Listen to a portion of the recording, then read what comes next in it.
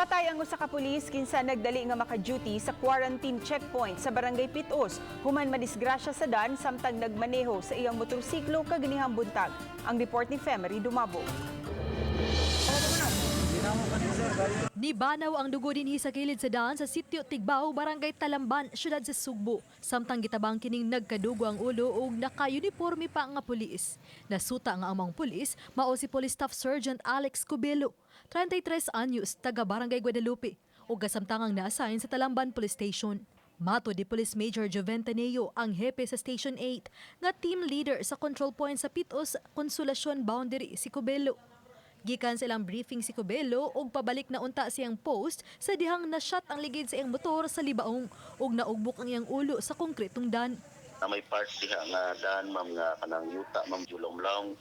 Ang part nga naagian niya ma'am is julong to nga yuta. Pag may pagkalibaong ma'am ba pero niya ang iyang motor nga XR ma'am taas man ni dito na slide pag slide ma'am. Nauna ang iyang ulo pagka unfortunate yun nga kuhan na pangitabo nga aksidente ma'am. Dali pa unta ang gidala sa tambalanan si Cubelo apan nakabsan gid kini sa iyang kinabuhi.